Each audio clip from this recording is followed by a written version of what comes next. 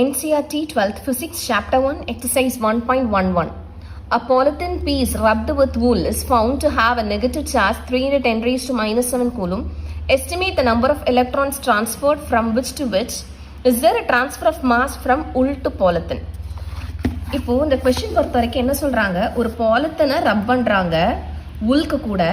So அப்படி ரப் பண்ணும்போது எனக்கு இந்த பாலித்தன் வந்து நெகட்டிவ்லி சார்ஜ் ஆயிருது, whereas wool வந்து பாசிட்டிவ்லி சார்ஜ் ஆயிருதுன்னு சொல்றாங்க.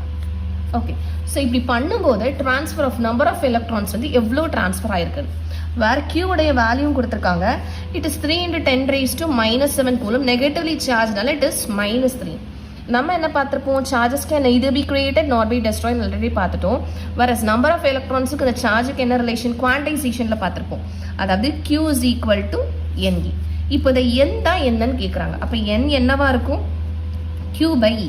இப்போ Qயோட வேல்யூ என்ன, மைனஸ் நெகட்டிவ்லி சார்ஜ்னால 10⁻⁻7 கூலும். நமக்கு எலக்ட்ரான்ஸ்க்கு ஆல்ரெடி வேல்யூ தெரியும், 10⁻−19 கூலும் தெரியும். ஸோ இப்போ இது எலக்ட்ரானில் நெகட்டிவ் தான் போடுவோம், பட் நம்பர் ஆஃப் எலக்ட்ரான்ஸுக்கு போது நெகட்டிவ் வராது. ஸோ அதனால் இந்த பாசிட்டிவ் நான் எடுத்துக்கிறேன். ஸோ இது 3/1.6 நான் 30/16 எழுதிக்கலாமா, இன்டு 10 raised to -7. இந்த 19 மேலே போடுச்சுன்னா +19 ஆகிடும். ஸோ இப்போ 30/16 வந்து டிவைட் பண்ணி பார்க்குறேன். ஸோ 116 வரும், பேலன்ஸ் வந்து 14.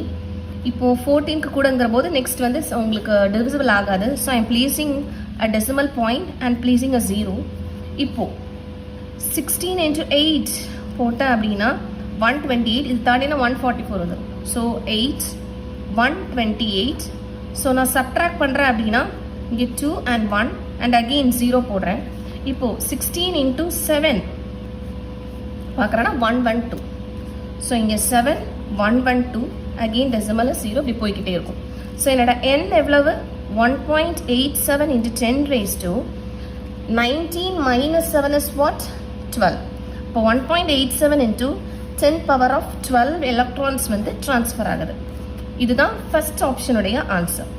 நவ் செகண்ட் ஆப்ஷன் என்ன கேட்குறாங்க, இஸ் த மாஸ் ட்ரான்ஸ்ஃபர்டா. நம்ம என்ன பார்த்துருப்போம், எலக்ட்ரான்ஸ் ட்ரான்ஸ்ஃபர் ஆகுதுன்னு பார்த்துருப்போம். அப்படி ட்ரான்ஸ்ஃபர் ஆகும்போது மாசஸில் ஏதாவது வேரியேஷன் இருக்கா அப்படின்னு கேட்குறாங்க. கண்டிப்பாக இருக்கும், பட் ரொம்ப மைன்யூட்டாக இருக்கும். இப்போ அது எவ்வளோ மாஸுங்கிறத நம்ம பார்க்க போகிறோம். அப்போ மாஸும் வந்து ட்ரான்ஸ்ஃபர் ஆகிருக்கு. ஸோ மாஸ் வந்து எங்கேருந்து ட்ரான்ஸ்ஃபர் ஆகும்னா, mass transferred from wool to polythene. Yes, mass is transferred from wool to polythene. இப்போ மாஸ் எவ்வளோன்னு பார்க்க போகிறோம். இப்போ மாஸ் ஆஃப் எலக்ட்ரான்னு பார்த்தோம் அப்படின்னா நமக்கு என்ன தெரியும், 1.9 × 10 raised to -7 கூலும் கேஜின்னு தெரியும். இப்போ டோட்டல் மாஸ் அப்போ என்னவா இருக்கும், ஒரே எலக்ட்ரானுடைய மாஸ் வந்து இவ்வளவு. இப்போ இத்தனை நம்பர் ஆஃப் எலக்ட்ரான்ஸ் வந்து ட்ரான்ஸ்ஃபர் ஆயிருக்கு. அப்போ டோட்டல் மாஸ் என்ன, n × இந்த me. அப்போ n எவ்வளவு, 1.87 × 10 raised to 12. me எவ்வளவு, 9.1 × 10 raised to -31. ஓகே, ஸோ இப்போ 1.87 and 91 மல்டிப்ளை பண்ணி பார்த்தோம் அப்படின்னா 781, 7 9s are 63 and 6, 8 9s are 72, 78, 7 and 116. So 1, okay, so answer is 1717011. So நமக்கு மல்டிப்ளை பண்ணும்போது 187 × 91 பார்க்கும்போது உங்களுக்கு 17017 வருது. ஸோ டெசிமல் பாயிண்ட் எத்தனை இருக்கு, 3 decimal point. So decimal point நான் இங்கே வச்சுக்கிறேன்.